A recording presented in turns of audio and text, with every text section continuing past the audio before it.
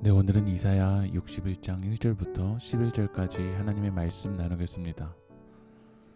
하나님을 떠난 이스라엘은 4절 말씀을 읽어보면 그들은 오래 황폐하였던 곳을, 하나님을 떠나 있는 이스라엘 백성들은 오래 황폐했습니다.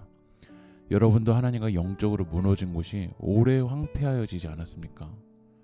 그러나 하나님께서 4절 말씀의 하반절을 읽어보면 오래 황폐하였던 곳을 다시 쌓을 것이며 옛부터 무너진 곳을 다시 일으킬 것이며 황폐한 성읍 곧 대대로 무너져 있던 곳들을 중수할 것이며, 하나님이 다시 쌓을 거다, 무너진 곳 다시 일으킬 거다, 무너져 있던 것들 다시 중수할 거다, 주님 말씀하시는 거야.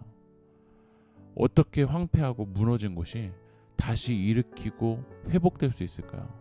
그것은 1절 말씀 보면 주 여호와의 영이 내게 내리셨으니 이는 여호와께서 내게 기름을 부으사 가난한 자에게 아름다운 소식을 전하게 하려 하심이라. 나를 보내사 마음이 상한 자를 고치며 포로된 자에게 자유를, 갇힌 자에게 노임을 선포하며. 이스라엘 백성들의 이 황폐하였던 곳이 다시 쌓을 수 있었던 것은 하나님의 영이 우리에게 임하실 때요, 우리에게 주님의 기름이 부어질 때요. 이것이 바로 복음이고 아름다운 소식이라는 거야. 하나님이 심판이 있을 때 황폐했었지만 포로된 자가 자유하게 되고 갇힌 자가 노임받게 된다고 1절에서 주님 말씀하세요. 우리도 이 아름다운 소식을, 이 복음을 선포해야 됩니다.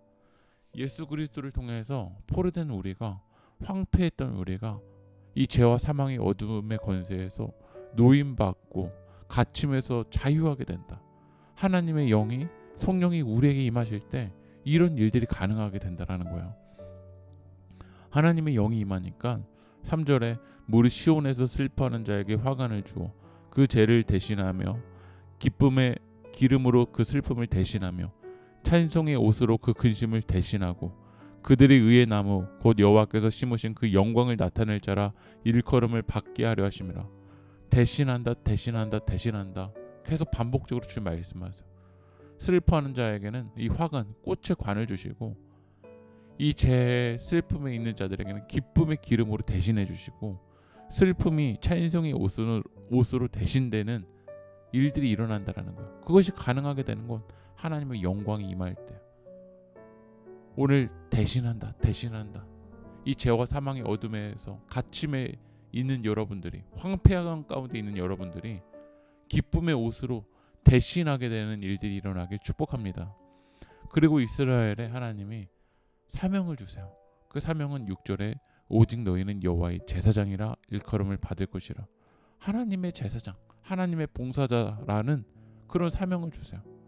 오늘 이 시간 여러분들에게 하나님의 영이 임할 때 단순히 자유와 그 찬송만이 아니라 하나님을 예배하는 예배자로, 여호와의 제사장으로 하나님의 봉사자라는 사명을 주신다라는 거예요.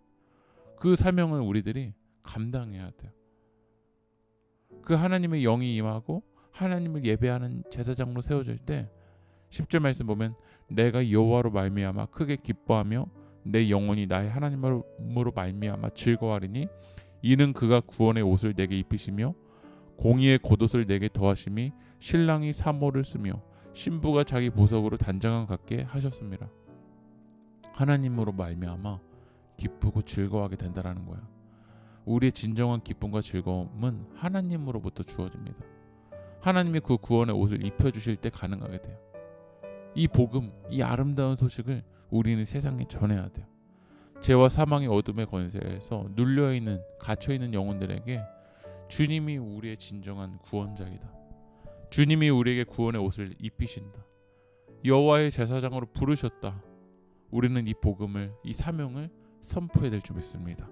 기도하겠습니다. 죄와 사망에서 구원하신 그 은혜에 감사하며 세상을 향해 이 은혜를, 복음을 전하는 봉사자로 살게 하여 주시옵소서. 이 모든 말씀 예수님의 이름으로 기도합니다.